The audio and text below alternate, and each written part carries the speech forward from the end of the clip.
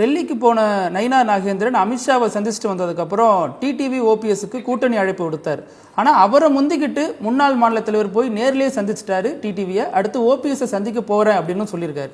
இது நயினார் விசஸ் முன்னாள் மாநில தலைவருக்கு இடையிலான பிரச்சனையா, அல்லது தங்கள் பக்கம் இருக்கக்கூடிய நிர்வாகிகளை, தங்களுக்கு ஆதரவாக இருக்கக்கூடிய கூட்டணி தலைவர்களை யாரை அனுசரிச்சு போறாங்க அப்படிங்கிற பிரச்சனையா சார்? ஒரு பனிப்போர் தான். பொதுவா மிக சிறப்பாக செயல்பட்டவர் தான் அவர். பாஜக மாநில தலைவராக இருக்கிற பொழுது அது தமிழ் மண்ணுக்கும் தமிழ் நலனுக்கும் ஆதரவா இருந்துச்சா எதிரா இருந்துச்சா என்பதுல விவாதத்துக்கு உட்பட்டது. ஆனா அதை தாண்டி பாத்தீங்கன்னா அந்த கட்சியினுடைய நலனுக்காக அவர் நிறைய விஷயங்கள் பண்ணாரு. அதை ரிசல்ட்டும் காட்டினாரு.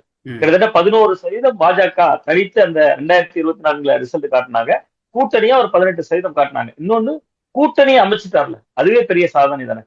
அதிமுகவாலே வலுவான கூட்டணி அந்த தேர்தல் அமைக்க முடியல. ஒரு எஸ்டிபிஐ கட்சி, ஒரு தேமுதிக இந்த லெவல்ல தான் அமைச்சிருந்தாங்க. ஆனா இவர் பாமக வைத்திருந்தாரு. அப்படியான கட்சிகள் எல்லாம் ஒருங்கிணைச்சிருந்தார்ல. டிடிவிய, ஓபிஎஸ், ஐஜேகேன்னு ஒரு வலுவான அணி தான் அமைச்சிருந்தார். அதனாலதான் 18% எடுத்துச்சு. அப்ப இவ்வளவும் செய்தவரை பாஜக ஒரு கட்டத்துல தூக்கி எறிகிறாங்க அதிமுக கூட்டணிக்காக. அப்ப நயினா நாகேந்திரன் அந்த பொறுப்புக்கு வந்தோன்னே அதை ஜீரணிக்க முடியாதுல்ல. அது யாரா இருந்தாலும் இருக்கும்ல.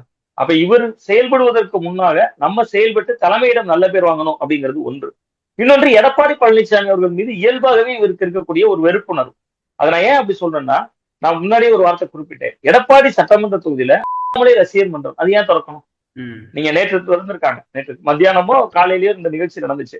சேலம் மாவட்ட பாஜக தலைவரே போய் ரிப்பன் கட் பண்றாரு. நீங்க இப்படி பொருத்தி பாருங்களேன். 2014 பாராளுமன்ற தேர்தல், நீங்க களத்துல ஒரு செய்தியாளர்ங்கிற முறையில நினைவுல இருக்கலாம். 2014 பாராளுமன்ற தேர்தலில் தான் முறையா நமோ பேரவைன்னு ஆரம்பிச்சாங்க. நரேந்திர மோடி பேரவை. ஊர்ல பாத்தீங்கன்னா சாதாரண டீ கடையில கூட நமோ டீ ஸ்டால்னு இருக்கும். அந்த மோடியை அப்படியே ஒரு மாதிரி ஒரு ஃபேன் மனநிலையில மக்கள் கொண்டாடுற விதமா குஜராத்ல அப்படி பண்ணிட்டாரு, இப்படி பண்ணிட்டாரு, 3 முறை தொடர்ச்சி அங்க முதல்வராக இருந்தாரு, பல முத்தான திட்டங்களை தந்தாருன்னா கொண்டு வந்தாங்க. அவர் 15 ஆண்டு சிஎம் இருந்தார். அவருக்கு நீங்க தமிழ்நாட்டுல ஒரு நமோ பேரவைன்னு பாஜக முன்னெடுப்பாங்க. யாரு இது? பாஜக போன்ற ஒரு தேசிய கட்சி மாநில தலைவர் பதவியை பறித்த பின்பு அவருக்கு ரசிகர் மன்றம் வைக்க சம்மதிக்குமா? முதல்ல ரசிகர் மன்றம் என்பது ஒரு ரசிக மனநிலையில உள்ளவர்களை உண்மை ஆர்மியா பிஜேபியோ காங்கிரஸோ யாரையாவது அப்படி அலோவ் பண்ணுமா? முதல்ல அப்ப அவரு அதையே எடப்பாடி சட்டமன்ற தொகுதியில நடக்கணும். நீங்க அப்படி பொருத்தி பாருங்க. நடந்த கன்னியாகுமரியிலயோ திருநெல்வேலியிலயோ மதுரையிலயோ இல்ல. அது ஏன் எடப்பாடி பழனிசாமி அவர்களுடைய சொந்த தொகுதியில நடக்கணும்? அப்ப அவர்களுக்கு இயல்பாகவே எடப்பாடி பழனிசாமி அவர்களுக்கு யாரை பிடிக்காதோ அவங்கள போய் சந்திச்சா அவரை வெறுப்புணர்வு ஊட்ட முடியும்.